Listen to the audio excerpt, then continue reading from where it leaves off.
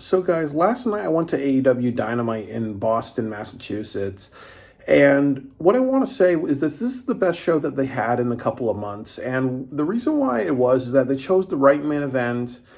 They had a surprising end result for the main event. And there is a lot of foreshadowing of, what, AEW Double or Nothing's going to look like. And I've actually even said, too, I hope that they have Blood and Guts show. One big glaring thing about the show that made it bad, one very glaring bad thing, is that they did not announce that there is a Mexico City show. And they also did not announce that there is going to be the Supercard of Honor show and matches towards that and Double or Nothing. So they really have to be like, okay, these three shows have to really pop. They have to sell out. They have to be big deals. They have to be stuff that, the audience really, really cares about. So, if you're not promoting these things, why should people go? And then people are just going to criticize the low attendance number. So make these things big deals. And AEW also has to understand that, when you have shows, you have to really have cards that people want to see. You have to have build to it and motivations.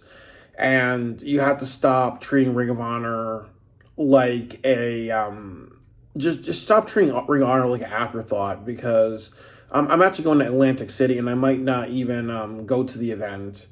Or maybe like, hey, the match card sucks. I'm just going to let them keep the $150. I'm not going to pay for a hotel and whatever. So they have to just make sure the other events that they have are stuff that they promote.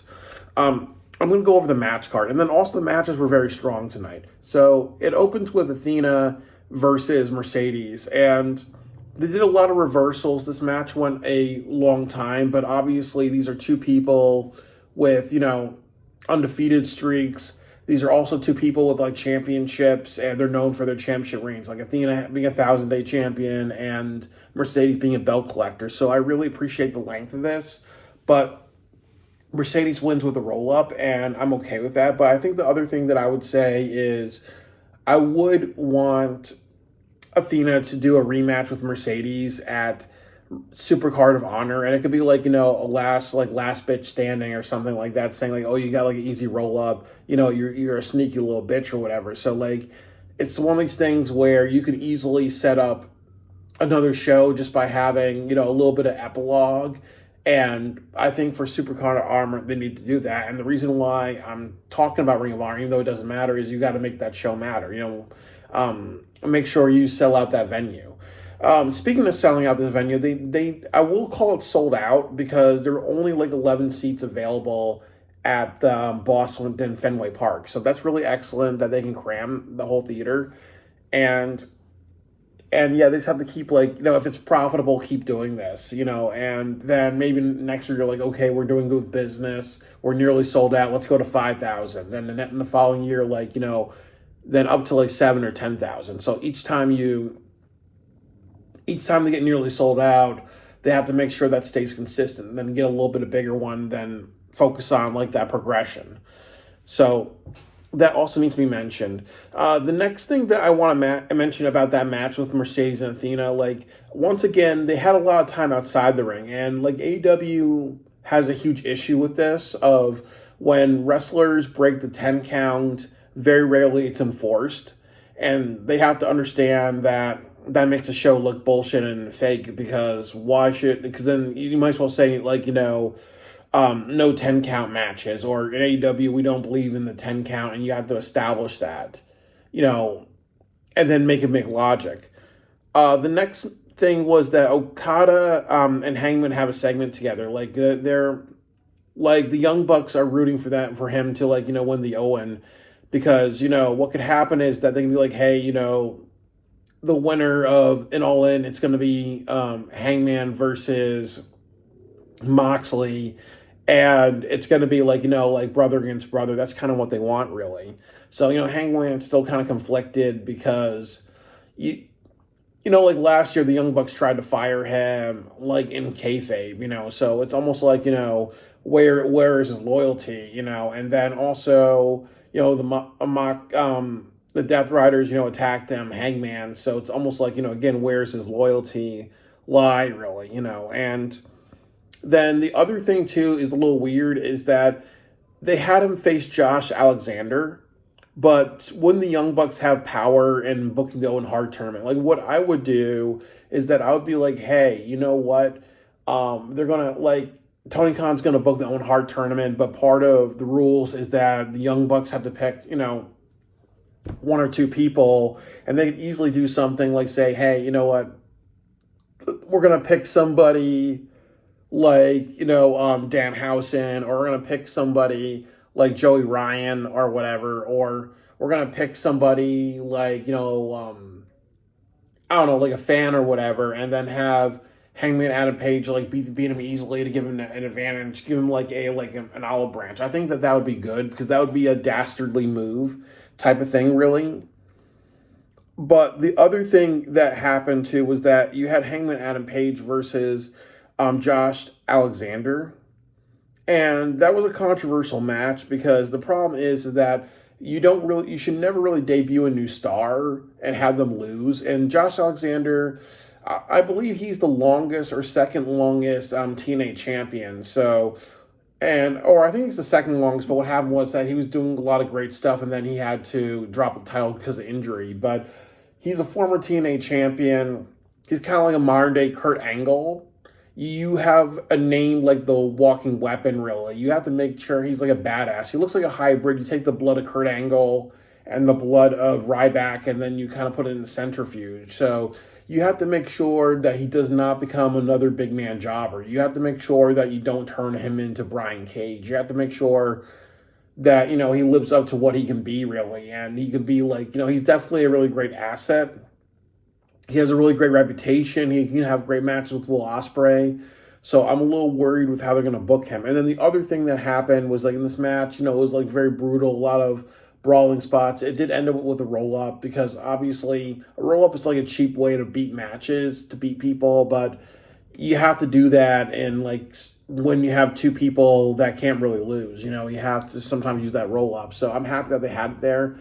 And then also, too, like, again, you have a person called the Walking Weapon versus Hangman Adam Page, and Hangman Adam Page is a former AEW champion. So Josh Alexander losing is not good, but it isn't as bad because you've established Hangman Adam Page a lot, really, and they both did a lot of really great stuff, very, very, like, violent, hard-hitting, brawler, dangerous moves type of match, really, and that works their styles, really, So I'm happy with that, but I'm also kind of happy too that they didn't take my idea of having a jobber face Hangman. Like if the Young Bucks said, hey, we get to pick one person because we're EVPs. Because I think what would happen is it would kind of like be the interjection of dumb comedy. And I've kind of like been like a little hard, and especially with the Young Bucks, that if somebody does dumb comedy all the time, really, they have to take a break, and the Young Bucks are kind of in that issue of dumb comedy. The other thing that I want to mention is that the next segment was the Hurt Syndicate versus the Gates of Agony. It was like 4 or 5 minute match, and then you had this thing where MJF has a bunch of women to go down to the ring to motivate the Hurt Syndicate to join them. And they kind of did that segment where Skelton's like distracted by the ladies and everything like that, really. And there were some people that were complaining about this, like saying it's objectifying women and it's a step in the wrong direction, really. So I think that what I would have to say is that AEW has been very, very progressive of women. So when you do a segment like this where you may feature a little bit of a stereotype, once in a while, I don't think it's too bad. It's not, and I think just like, okay, like a guy like bribing other men with like pretty ladies, that's one thing. But if, they're calling them hoes, or if it's one of those things like, MJF says like black guys like white girls, or you guys are mandingos, so that's why I got you all these women, because we know like how black guys go through a lot of women because they're good at sex or whatever. Like if you kind of said something a little bit more racist or more objectifying, then I can kind of get that. Or if they kind of like they lift a dress, expose their butts and their thongs, and they're like slapping their asses. Like there's a level. This was enough to be edgy. And this is enough to like be a little objectifying of women, but it wasn't like, those other examples I gave you a way more objectification, really. This is nothing bad about the Attitude Era. So I do think that, as I said, it may turn off people, but I think that it was aimed to kind of show that MJF, can buy anything like women, um, and other things like that. Really, like honestly, it's kind of insinuating that like they're escorts, really. So it's trying to insinuate that Max is so rich that he can buy like 7 escorts for these guys, and all night, So that's like, they spend like $20,000 or whatever. But the point of it is that I did not find it sexist or anything like that. And then the other thing too was that they made a couple of jokes about Shelton, being distracted by women. And then the other thing about it is that this is really leading up to Bobby Lashley versus MJF. MJF wins, he's in the Hurt Syndicate. But also the other part of it is, like MJF, in the Hurt Syndicate storyline, really, So, MJF is doing it in an MJF type of way. And the other thing too is that this works with the story, really. And as Tarantino once said that, if you want to be edgy, you have to make sure the story is good. So this story is really good. And then also, thank God we're not having MJF and Jeff Jarrett, because that's a waste of MJF. This is more appropriate for him. So it doesn't bother me. And then also, I'm mixed race, and I've dealt with racism and been called the N-word and other things like that in my life, really, So, yes, there is a stereotype, too, of black men like white women, or black men love their fried chicken, love their watermelon, love their white women, So, it's also that thing, too. People were complaining about this objectifying women. What about portraying the stereotype of the sex-crazed black man, So it's always interesting how there's double standards. And as a mixed-race person who's dealt with racism and racial stereotypes, I didn't feel like, okay, they're showing black men in a bad light, really, So, yeah, if you're going to talk about one thing, why not talk about the other thing? So the other match was Will Ospreay versus Takeshita. And then the other thing I want to say about the Hurt Syndicate and MJF, they saved the comedy for this one. And then MJF does comedy when it's appropriate. And then then the Hurt Syndicate, they're not meant to be funny characters, but the amount of comedy and comic relief in this was appropriate.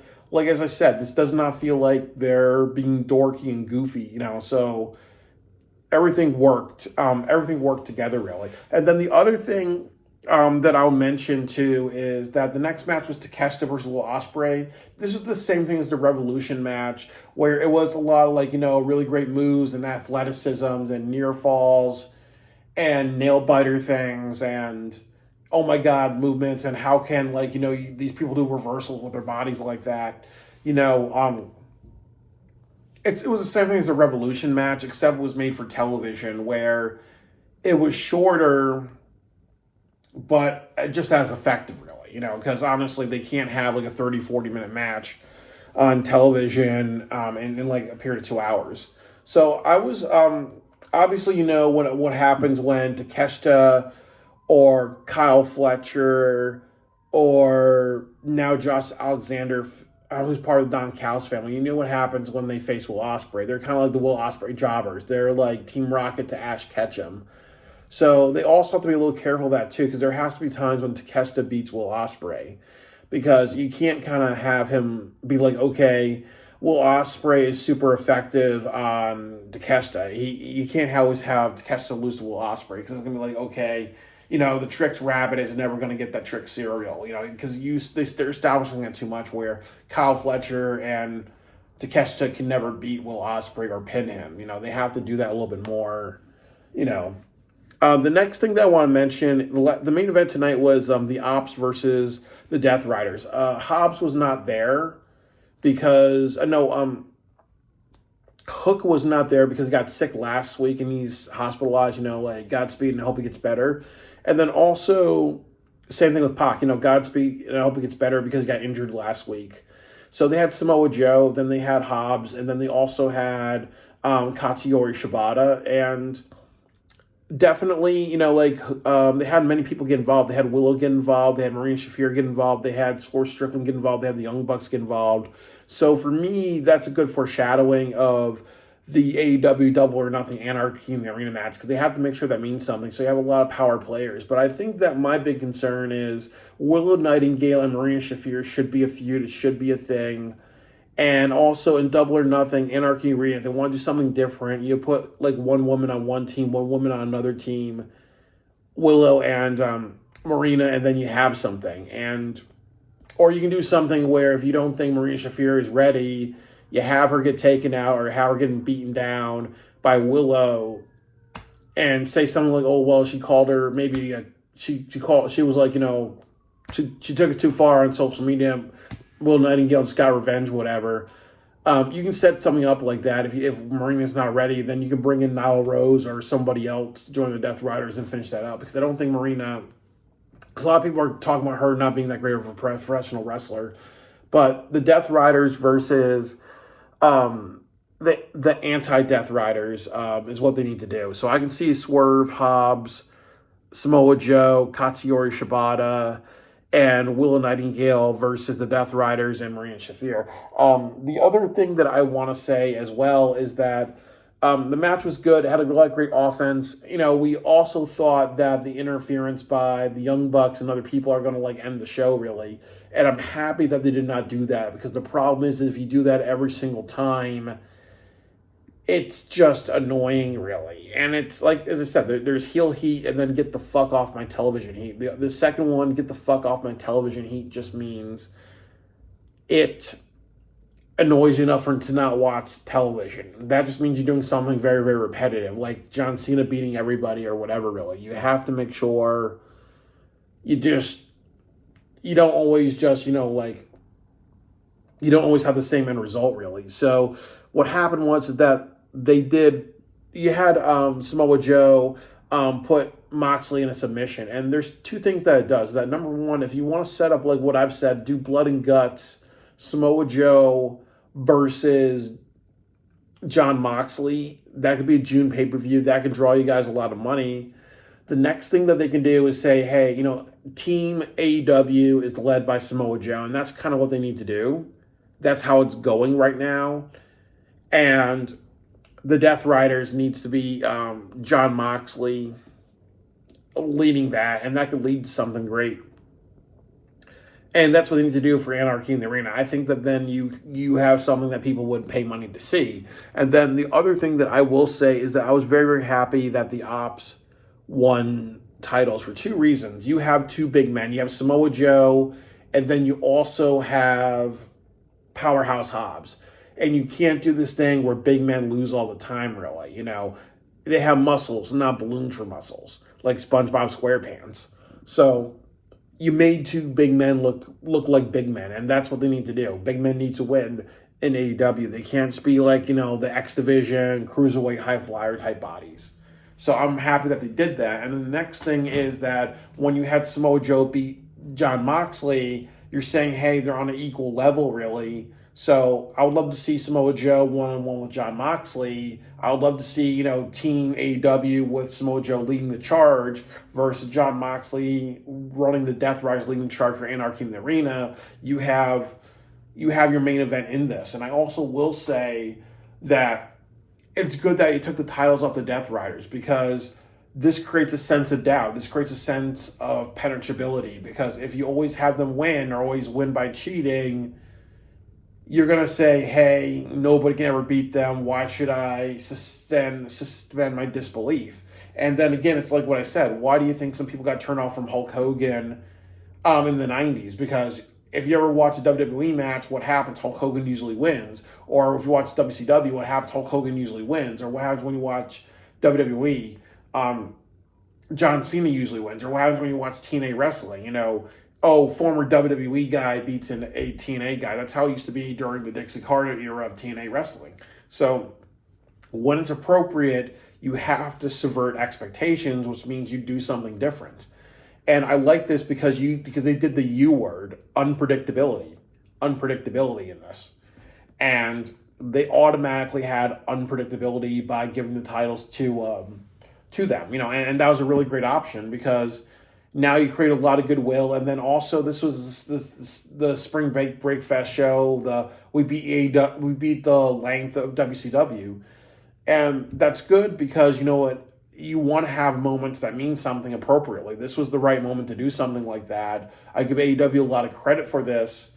And I also say you did something, it was unpredictable because you did for a long time. The Death Riders keep titles by cheating, interference, and just bullshit, really. And now you broke that form. Now you created a sense of disbelief, really. And that's hard to do with AEW because they're so predictable. So they cheat a lot of great things. Unpredictability. There was focus on matches because the show was about being a television special. This probably is their best television special that they've done. And then they also have to understand, too, that it's okay to have stories, it's okay to have dialogue, but the big thing is understand who can talk on the microphone, who can't, and if people can't talk on the microphone, they need more practice. Tony Khan should give them acting classes and other things like that, and just how to speak with emphasis and how to be serious. When people speak on the microphone like Kenny Omega, and he's talking about dog shit and other funny stuff in the moment where he's supposed to be serious, you need to find people like that $10,000 or up to $100,000 to send them the message, stop with the 48-hour film project type of comedy. And what I mean by that is the 40-hour film project is a competition that usually you make a comedy film, you win. So when I use that metaphor, that's just me saying 40-hour film project in AEW means you're interjecting comedy when it's not supposed to be there. You're interjecting comedy when it doesn't work, and it kind of litters on that. So they need to understand that that's what it is, really. And ultimately, like I've said, and the other word is catharsis, because ultimately Death Rider's been cheating, it's been cringeworthy, it's been annoying people. Just because it's gone on for too long, there's not a good story. It feels like they're shoehorning Jon Moxley, really. So when you see Samoa Joe prevail, you create a sense of catharsis, like, yes, this is what we got, really. So, with AEW, two things. With AEW, Anarchy in the Arena, it doesn't matter who wins that one because you had to give Samoa Joe something and his team something. So you created catharsis here, but the biggest catharsis has to be the main event of All In. And the catharsis has to be the title coming off of Jon Moxley. It could be Samoa Joe, it could be Will Ospreay, it could be Hangman Adam Page. But the stupidest thing that they can do is say, no, we're going to wait for Darby Allin, and Darby Allin's going to come back at Wrestle Dream or World's End, and that's when he's going to take it. And I think that's way too long in time, really. So the story of the Death Riders, 100%, it needs to end at All In, and if they continue on for a couple of months, it's just going to piss off a lot of people, really. So tonight was a positive direction. Sometimes you got to have the good guys win. Sometimes you have to have the bad guys win. Sometimes you have to understand catharsis and story. Sometimes you have to understand which shows, like these TV show specials, you need to feel like a pseudo pay-per-view where you emphasize matches over story. And then the next thing that I want to say, the biggest thing that I'm proud of is they chose the right main event. You had all the power players within this. And then on top of that, it's not Orange Cassidy versus Hechicero. The person who made that match should be fired. That's not a main event. That match, whoever said that match should be the main event of Dynamite should be fired and future endeavored. Or I think they had Mercedes Moné versus Emi Sakura. That was kind of like the lowest show that they ever did. Again, person who should be fired. Nothing wrong with Mercedes Moné, but who the fuck is Emi Sakura? This you had all the power players. This you had the main event storyline all tied in the in the heart and like the most important part of the show, really. So that's that. And then the other thing I want to say is that post match they had a big party and celebration. Okay, and a lot of people got mad because they're like, okay, why do you have all these people that are not part of storylines with these guys in the ring? It's good. Something you have to highlight, I don't mind this because, again, this is like, a television special, really, a special episode. So sometimes you can kind of, be a bullshit artist or let things go play out like that. That's not too bad, really, So I would say overall, this is one of the best shows that they've ever done. Possibly the best show they've done this year, and definitely one of the best specials that they've ever done, really. So that's all I gotta say, So they got to keep this momentum. They got to listen to people online who have positive criticisms, or like people like me who I'm very fair and balanced. If AEW does right, I'll praise it. If AEW does wrong, I will praise it. I'll always try to find the good, the bad, the ugly, and everything. And that's all I got to say, really. This was a step in the right direction for AEW.